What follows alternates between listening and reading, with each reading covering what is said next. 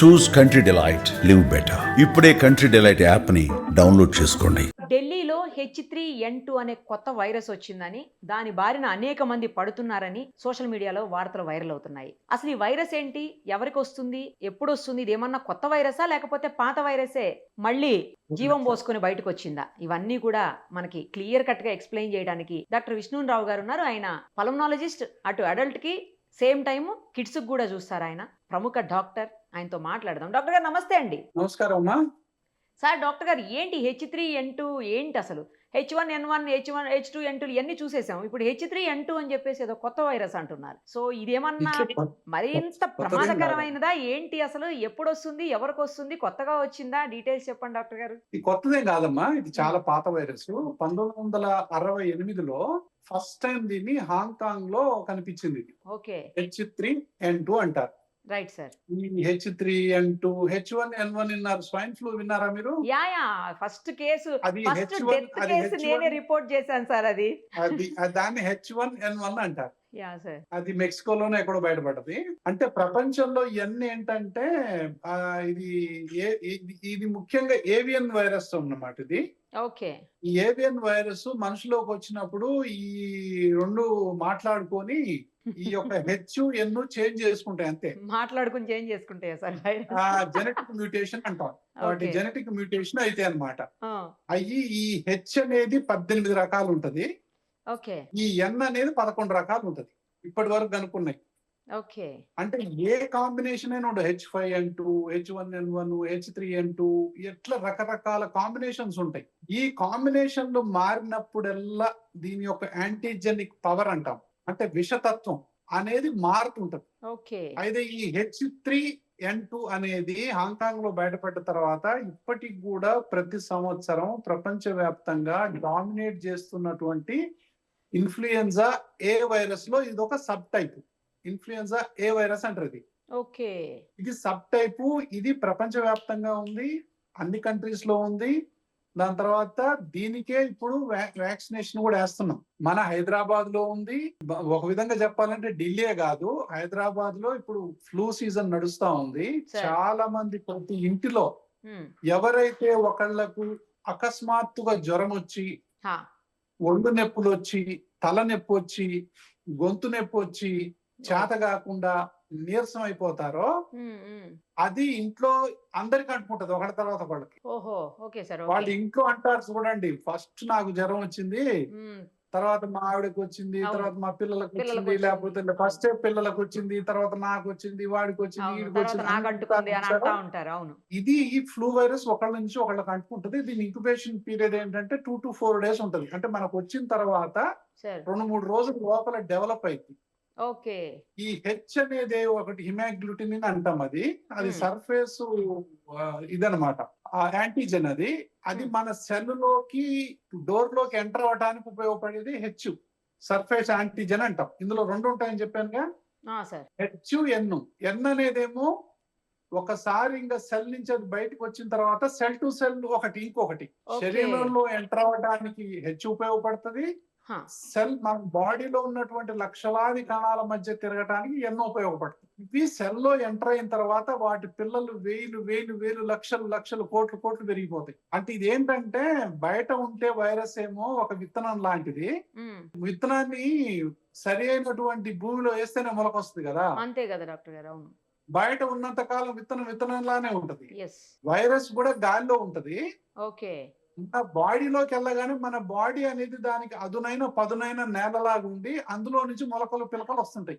ఓ okay okay బయట ఉన్నప్పుడు అది మనం ఏం చేయలేదు. లోపలికి వెళ్తే మాత్రం వాటి ఇంకా ఎన్నో లక్షల కోట్ల కణాలు తయారు చేసుకుంటుంది. అది ప్రతి కణాన్ని హైజాక్ చేస్తుంది. మన డిఎన్ఏ మెటీరియల్ అది హైజాక్ చేసి అది చెప్పినట్టుగా మన డిఎన్ఏ ఫంక్షన్ నడుస్తుంది. కాబట్టి సడన్ గా ఎంటర్ అయిపోయి మనని తీసుకొని దానివల్ల ఏమవుతుందంటే ఒకలాంటి ఇంకా జ్వరం రావటం, ఒళ్ళు నొప్పులు రావటం, తలనొప్పి, వాంతులు, విరోచనాలు. ఇది ముఖ్యంగా చిన్నపిల్లలు 5 సంవత్సరాల లోపు ఉంటది. 65 సంవత్సరాలు పైబట్ట వాళ్ళలో ఎక్కువ ఉంటది. అంటే డేంజరస్ గా, అంటే 5 సంవత్సరాల లోపు వస్తే చాలా డేంజరస్ కాంప్లికేషన్స్ ఉంటాయి. 65 సంవత్సరాల తర్వాత వస్తే కూడా డేంజరస్ కాంప్లికేషన్స్ ఉంటాయి. అంటే మధ్య వాళ్ళకి రాదని కాదు, ఏ వయసు వాళ్ళకైనా రావచ్చు. వచ్చినప్పుడు ఏంటంటే చిన్నపిల్లలు ఇప్పుడు సడన్ గా జ్వరం వస్తుందమ్మా, అరే వీడేంటి ఇప్పటిదాకా ఆడుకున్నాడు, సడన్ గా జ్వరం వచ్చింది, సడన్ గా అంటే ఇక మన తోటకూర కాడలాగా అయిపోతారు, అబ్బో, వడలిపోయి సడన్ గా వచ్చి సడన్ గా డల్ పడుకుంటారు. అయిపోతారు అన్నట్టు. ఓకే. సడన్ గా డల్ అయిపోయి సడన్ గా ఇంకా మూలుగుతుంటారు, అది చేస్తుంటారు, దగ్గు వస్తుంటది, ముక్కు గారుతుంటది, ఓ, గొంతు గరగర అంటుంటది. సో ఇట్లా కొంతమంది ఫిట్స్ వస్తాయి ఈ ఫీవర్ లో. కాబట్టి 5 సంవత్సరాల లోపు పిల్లల్ని మనం నిర్లక్ష్యం చేయొద్దు. ఇది నిమోనియా దారితీస్తుంది, మళ్ళీ వారం రోజులు ఉంటది. యాక్చువల్ గా 100కి 90 మందిలో వైరస్ వస్తది. ఉమ్. ఒక వారం 10 రోజులు ఉండి ఏ కాంప్లికేషన్ లేకుండా వెళ్ళిపోద్ది. సార్ ఇప్పుడు పర్టికులర్ గా ఈ H3N2 అనేది ప్రాణాంతకమా, లేకపోతే జస్ట్ అలా వచ్చి 3-4 రోజులు ఫీవరు, లేకపోతే మీరు చెప్పినట్లు కొన్ని లక్షణాలు జలుబు, దగ్గు, గొంతు నొప్పి ఇట్లాంటివి ఉండి పోతుందా? ఎగ్జాక్ట్లీ, ఇది నేను చెప్తున్నామా. ఎక్స్ట్రీమ్స్ ఆఫ్ ఏజ్ లో ఒకటి డేంజర్ అని చెప్పాను, less than 5 years. ఓహో. ఇంకొకటి more than 65 లో వాళ్ళకి ఆస్తమా ఉన్నా, వాళ్ళకు డయాబెటీస్ ఉన్నా, సిఓపిడి ఉన్నా, కిడ్నీ జబ్బు ఉన్నా, గుండె జబ్బు ఉన్నా, ఇంకా ఏ జబ్బులు ఉన్నా వాళ్ళల్లో ఇది సీరియస్ అయ్యేటటువంటి అవకాశాలు ఉన్నాయి. అంటే కోమార్బిడిటీస్ అంటారు కదా, ఆ టైప్ లో. కోమార్బిడిటీస్ అంటాం కదా. సో ఇవి ఉన్న వాళ్ళల్లో ఇది ఎక్కువ ఉంటది. ఇంకోటి 5 సంవత్సరాల లోపు పిల్లల్లో కూడా ఇమ్యూనిటీ తక్కువ ఉంటది కాబట్టి వీళ్ళల్లో కూడా ఎక్కువ ఉంటది. రైట్. సో వీళ్ళల్లో దాదాపు ఇది ఏంటంటే ప్రాణాంతకం ఉంటది. యాక్చువల్గా ఇన్ఫ్లుయెన్జా వైరస్ తోనే మిగతా వైరస్ కంటే, ఈవెన్ కోవిడ్ వైరస్ కంటే ఎక్కువ మంది చచ్చిపోతారు. అదేమో ఒకేసారి వచ్చి కొడుతుంది కాబట్టి ఎవరికి అర్థం కాదు. అవును, అవును. ఏంటంటే ప్రతి సంవత్సరం కొన్ని లక్షల మంది చచ్చిపోతుంటారు ప్రపంచవ్యాప్తంగా. ఇది ఐసీయూలో అడ్మిట్ అయ్యే వాళ్ళు ఈ టైంలో అందరు వీళ్ళే. ఎవరికైతే సిఓపిడి ఉంటుందో, ఎవరికైతే ఆస్తమా ఉంటుందో, ఎవరికైతే ప్రతి హాస్పిటల్ ఇప్పుడు హైదరాబాద్ లో ఈ జ్వరాలతోని, ఈ దగ్గులతోనే నిండిపోయినాయి. అవును, ఇది సీజన్ నడుస్తుంది సార్, మీరు చెప్పింది కరెక్ట్. సో మా H3N2 అనేటటువంటిది మేము ఇప్పుడు ఇన్ఫ్లుయెన్జా టెస్టింగ్ చేస్తున్నాం మేము. అసలు మన దగ్గర ఆ టెస్టింగ్ testing ఛాన్స్ చేసిన ఉన్నాయా సార్? వాళ్ళలో ఇది H3N2 ఓ టెస్టింగ్ మన- ఛాన్స్ ఉందా? మన హాస్పిటల్లో ఇప్పుడు దాదాపు ఒక 10-20 మంది చేసి ఉంటాం. అబ్బో. చాలా మంది కేసులు. అంటే ఇది ఏదో కొత్త కాదు, మీకు కొత్త కానీ ఇప్పుడు ఏ హాస్పిటల్ పోయి, ఏ కార్పొరేట్ హాస్పిటల్ పోయినా మీరు అడిగినా కూడా H3N2 అనేది పెద్ద డిస్కస్ చేసేంత కేసు కాదు. ఓకే. కానీ ఎందుకో ఆ న్యూస్ ఎప్పుడంటే వైరల్ అవుతుంది సార్ ఈ రోజు. ఎందుకంటే ఒకేసారి ఎక్కువ కేసులు వస్తున్నాయి హాస్పిటల్స్ కి. ఒకేసారి ఎక్కువ మంది అటాక్ అయ్యారు అనుకో, హాస్పిటల్స్ అన్ని నిండిపోతే ఒక ప్యానిక్ నిండిపోతాయి అవుతుంది కదా. కదా. అవును. సో ఇది ఇప్పుడు హైదరాబాద్ లో ప్రస్తుతం ఈ వర్షాలు కావచ్చు, దాని తర్వాత ఈ హ్యూమిడిటీ కావచ్చు, ఈ సీజన్ లో ఏంటంటే వైరస్ అనేది ఎక్కువగా ప్రబలొద్దు జనరల్ గా, ఈ హ్యూమిడిటీ ఎక్కువ ఉన్నప్పుడు. కాబట్టి మరి దీనికి ప్రివెన్షన్ ఏంటనేది ఇంపార్టెంట్ అమ్మా. Yeah, ట్రీట్మెంట్ సరే ఉన్నాయి, ఒసల్టామావిర్, ఆ యాంటీవైరల్ Okay. టాబ్లెట్స్ ఉన్నాయి దీనికి. అసలు రాకుండా ఎలా? ఎగ్జాక్ట్లీ సడన్ గా ఫీవర్ వచ్చింది, ఫస్ట్ 2 days లోనే గుర్తించి కనుక మనం యాంటీవైరల్ ఇస్తే చాలా వరకు తగ్గిపోతుంది. Okay, okay. దీనికి అదృష్టవశాత్తు యాంటీవైరల్ ట్రీట్మెంట్స్ అందుబాటులో ఉన్నాయి. ఒసల్టామావిర్, జనామావిర్ అలాంటివి కొన్ని ఉన్నాయి, ఒక 4-5. ఓకే. ఇవి గనక మనం తక్షణం గుర్తించి ఈ వైరస్ ని, ఇవి గనక మనం ప్రివెంటివ్ గా ఈ వైరస్ ఇది వేసినట్లయితే చాలా వరకు ప్రివెంట్ అయ్యి. అందుకే ఇప్పుడు నేను మీకు చెప్తాను తెలుసా, అడల్ట్ వ్యాక్సినేషన్ చిల్డ్రన్స్ ఉన్నట్టే ఇప్పుడు అడల్ట్ వ్యాక్సినేషన్ ఉంది. చిన్న పిల్లలందరికీ కూడా ఫ్లూ వ్యాక్సిన్ అనేది వేస్తారు. అవును. ఇది ఏంటంటే నేషనల్ ఇమ్యునైజేషన్ షెడ్యూల్ ఇంకా చిన్న పిల్లలకు చార్చలా ఇది ఇన్ఫ్లుయెన్జా వైరస్. ఇది చేర్చాల్సినటువంటి అవసరం ఉంది ఇప్పుడు. ఇన్ఫ్లుయెన్జా ఇది కాస్ట్లీ వ్యాక్సిన్ కాబట్టి పెద్దవాళ్లలో కూడా అడల్ట్ వ్యాక్సినేషన్ అంటాం. పెద్దవాళ్లలో గనక ఈ flu vaccine and pneumococcal vaccine, ఈ 2 వ్యాక్సిన్లు ఎప్పటి నుంచో వేస్తున్నాం మేము, గత 20 సంవత్సరాల నుంచి. ఎవరికైతే ఈ వ్యాక్సిన్ మనం వేస్తామో వాళ్ళల్లో అటాక్ వచ్చినా కూడా మైల్డ్ గా వచ్చిపోద్ది తప్ప సివియర్ గా హాస్పిటల్లో అడ్మిట్ అయ్యేంత రాదు. Okay, okay. తర్వాత కోమార్బిడిటీస్ ఉన్న వాళ్ళు ఎవరైనా సరే, ఏ వయసు వాళ్ళైనా సరే ఈ వ్యాక్సిన్ తీసుకోవాలా. అసలు కోమార్బిడిటీ ఉన్నా లేకపోయినా more than 50 and 55 years వాళ్ళు అందరూ కూడా యాన్యువల్ ఫ్లూ వ్యాక్సినేషన్ తీసుకోవాలి. యాన్యువల్ ఫ్లూ వ్యాక్సినేషన్ అనేది కంపల్సరిగా కోమార్బిడిటీస్ ఎవరైతే ఉన్నాయో వాళ్ళు తీసుకోవాలి. ఆస్తమా ఎవరికి ఉందో, సిఓపిడి ఎవరికి ఉందో, బ్రాంకైటిస్, ఇట్లా మాటిమాటికి సైనస్, టాన్సిల్స్, ఎడినాయిడ్స్, ఇట్లా షుగరు, ఈ కిడ్నీ జబ్బులు, క్యాన్సర్ జబ్బులు, ఏ జబ్బులు అయితే ఉన్నాయో వాళ్ళకి ఆల్రెడీ ఇమ్యూనిటీ తక్కువ ఉంటది కదమ్మా. తక్కువ ఉన్న వాళ్ళల్లో ఈ వైరస్ ఏం చేస్తుంది అంటే న్యూమోనియాకు దారితీస్తుంది. ఎప్పుడు తీసుకోవాలి సార్? అంటే ఏదైనా సీజనల్ వైజ్ గా తీసుకోవాలా, లేకపోతే ఇయర్ స్టార్టింగ్ లో తీసుకోవచ్చా? ఎక్సలెంట్. ఇది జూన్ జూలైలో తీసుకోవాలమ్మా ఈ వ్యాక్సిన్. Right sir. ఓకే. ఇంకోటి మోర్ దాన్ 65 ఇయర్స్ ఉన్నోళ్ళు సంవత్సరానికి 2 సార్లు తీసుకోవాలి. ఓ. ఎందుకు అంటే ఈ ఒకసారి ఈ ఇన్ఫ్లుయెన్జా వచ్చిన తర్వాత సార్. కాంప్లికేషన్స్ అనేవి దారుణంగా ఉంటాయి. కరెక్ట్. వీటిల్లో అంటే 100 మందికి వస్తే ఒక్కోసారి ఒకళ్ళు చనిపోయేటటువంటి అవకాశం ఉంటుంది నిజంగా సీరియస్ గా ఉంటే కనుక. ఓకే. ఓకే. అంటే వాళ్ళు ఏ వ్యాక్సిన్ తీసుకోలేదు, వాళ్ళకు సివియర్ గా సిఓపిడి ఉంది, సివియర్ గా ఆస్మా ఉంది, కిడ్నీ ప్రాబ్లం ఉంది, వాళ్ళకు హార్ట్ ప్రాబ్లం ఉంది, షుగర్ ఉంది. దాని మీద ఈ వైరస్ వస్తే ప్రాణాంతకం అయ్యేటటువంటి ఛాన్సెస్ ఎక్కువ ఉంటాయి. ఓకే. ఓకే. ఐసీయూలో అడ్మిట్ అవ్వాల్సి వస్తుంది. దాని తర్వాత లాంగ్ టర్మ్ యాంటీబయాటిక్స్ వాడాల్సి వస్తుంది. తర్వాత ఇప్పుడు ఈ వైరస్ ఏంటంటే ప్రొలాంగ్డ్ పీరియడ్ తగ్గట్లు అందరికి వీక్నెస్ అనేది కొంతమందికి 2 వారాలు 3 వారాలు ఉంటుంది. అందుకే ఇది ఒక న్యూస్ అయింది. ఇప్పుడు ఒక్కసారి జ్వరం వచ్చిన తర్వాత ఈ నీరసం 1 రోజులు కూడా తగ్గట్లే కొంతమందికి. అది నిజం సార్. పెయిన్స్ కూడా తగ్గట్లేవు. ఈ పెయిన్స్, ఈ నీరసము, ఈ దగ్గు, ఈ చెమడ, కరెక్ట్, తర్వాత ఈ ఒళ్ళు నొప్పులు ఏవి తగ్గట్లా. అవును. అందుకే ఇవన్నీ బరాయించే కంటే ఫ్లూ వ్యాక్సిన్ తీసుకోవడం ఉత్తమం అని నేను 35 సంవత్సరాల నుంచి చెప్తున్నాను. సార్ ఇంకొక చిన్న డౌట్, ఒకసారి ఇట్లా ఈ ఫ్లూ ఏదైనా వచ్చింది అంటే మళ్ళీ ఇమ్మీడియట్ గా రాదు, కొంతకాలం గ్యాప్ ఇస్తుంది అని అంటారు. నిజమా సార్ అది? ఫ్లూలో ఉన్న గొప్పతనం ఏంటో తెలుసా? ఇది ఎవరైతే మా హాస్పిటల్ కి ఇప్పుడు నేను కనీసం కొన్ని వేల మంది చేసి ఉంటాం మేము ఒక 20-30 ఏళ్ల నుంచి. వాళ్ళు ఏమంటారు తెలుసా? ప్రతి సంవత్సరం వచ్చి వాళ్ళు అంతకు ముందు సంవత్సరానికి 3-4 సార్లు అడ్మిట్ అయ్యేవాళ్ళు వాళ్ళందరూ. మా ఎక్స్పీరియన్స్ చెప్తున్నాను. వీళ్ళు నా ఇంటర్వ్యూ చూసో ఎక్కడో వినో వచ్చి సార్ మీరు ఏందో ఈ ఫ్లూ వ్యాక్సిన్ ఉందంట, ఈ న్యూమోకోకల్ వ్యాక్సిన్ ఉందంట, మీరు మాటికి అడ్మిట్ కాకుండా ఉండాలంటే ఈ వ్యాక్సిన్ తీసుకోండి అని చెప్తున్నారు, ఆస్మా తీసుకో అని చెప్తున్నారు, సిఓపిడి ఉంటే తీసుకో అని చెప్తున్నారు, ఏదైనా జబ్బు ఉంటే తీసుకో అని చెప్తున్నారు, 60 సంవత్సరాలు పైబడితే కంపల్సరీగా తీసుకోమంటున్నారు కాబట్టి నేను వచ్చాను సార్ అంటారు. వాళ్ళకి వ్యాక్సిన్ చేసిన తర్వాత వాళ్ళకి ఒక్కసారి కూడా అడ్మిట్ అవ్వరు. వాళ్ళు ఏం చెప్తారంటే నాకు వచ్చి సార్ ఈ వ్యాక్సిన్ కావాలి సార్ అని వాళ్ళే వచ్చి అడిగి తీసుకుంటారు. అందులో ఉన్న బ్యూటీ గానీ అందులో ఉన్న తెలియాలి అంటే ఒకసారి వేసుకుంటే అర్థమైంది వాళ్ళకి. ఈ విషయం మీద దేశంలో అవగాహన లేదు. సార్ నేను అడిగింది అది కాదు. ఒకసారి ఫ్లూ జ్వరం వచ్చింది అనుకోండి ఈ సంవత్సరంలో ఎవరికైనా పెద్దవాళ్ళకి అబో 60-65 వాళ్ళకు మళ్ళీ ఇమ్మీడియట్ గా రాదు అంటే ఒక కనీసం 1 ఇయర్ గ్యాప్ తీసుకుంటుంది ఒకసారి ఫ్లూ అటాక్ చేసిన తర్వాత అని అంటారు. అది నిజమా అని అడుగుతున్నా. అంటే జనరల్ గా ఫ్లూ వ్యాక్సిన్ కనుక తీసుకున్నట్లయితే ప్యాసివ్ ఇమ్యూనిటీ మనకు 6 నుంచి ఒకసారి న్యాచురల్ ఇన్ఫెక్షన్ వచ్చిన తర్వాత కూడా కొన్నాళ్ళ పాటు ఫ్లూ ఉంటది, కానీ ఇంకొక సంవత్సరం మళ్ళీ వస్తుంది. ఓకే. ఓకే. ఎందుకంటే మీరు అన్నది ఇప్పుడు అర్థమైంది నాకు. ఏంటంటే ఒకసారి యాక్టివ్ గా ఇన్ఫెక్షన్ వచ్చిన తర్వాత మళ్ళీ సంవత్సరం దాకా రాదు, 6 నెలల వరకు రాదు. 4 నెలల నుంచి 8 నెలల వరకు యాంటీబాడీస్ ఉంటాయి.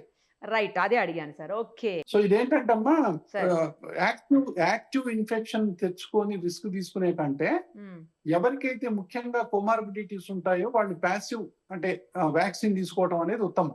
నాది ఇంకొక చిన్న డౌట్ సార్. ఏంటంటే ఇప్పుడు ఒకసారి ఫీవర్ వచ్చింది, ఇన్ఫెక్షన్ వచ్చింది, తగ్గిన తర్వాత ఎలాగో యాంటీబాడీస్ కొన్ని రోజులు ఉంటాయి కాబట్టి ఒక 4-5 మంత్స్ తర్వాత తీసుకోవటం బెటరా, లేకపోతే ఫీవర్ తో సంబంధం లేకుండా వ్యాక్సిన్ తీసుకోవచ్చునా?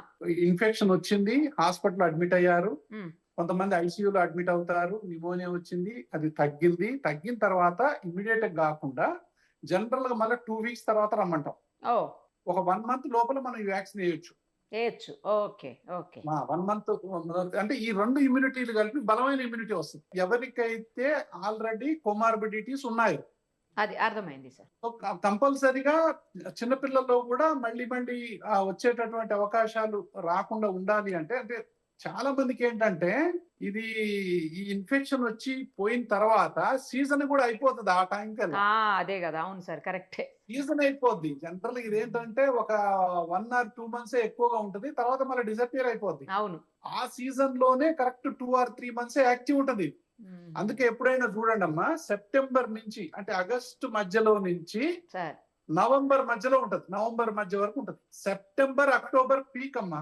అందుకే ఏం చేస్తాం, అందుకే జూన్ జూలైలో వేసుకున్నాం అనుకో అది సేవ్ మనకు చేస్తుంది అన్నట్టు. ఇమ్యూనిటీ అనేది పీక్ సెప్టెంబర్ అక్టోబర్ లో పీక్ ఇమ్యూనిటీ ఉంటది. యా.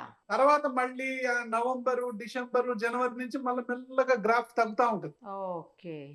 తగ్గిన తర్వాత మళ్ళీ కొంతమంది ఏంటి, ఇప్పుడు మనం జూన్ లో వేసాము, మళ్ళీ జనవరిలో కానీ ఫిబ్రవరిలో కానీ మళ్ళీ వేసుకోవాలి కొంతమంది 65 సంవత్సరాలు దాటిన వాళ్ళు. ఎందుకంటే ఈ వైరస్ లో 3 రకాలు ఉంటాయి.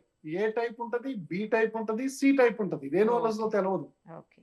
జనరల్ గా ఇన్ఫ్లుయెన్జా ఏనే కామన్. సో ఇప్పుడున్నటువంటి ప్రెసెంట్ వైరస్ మాత్రం H3N2.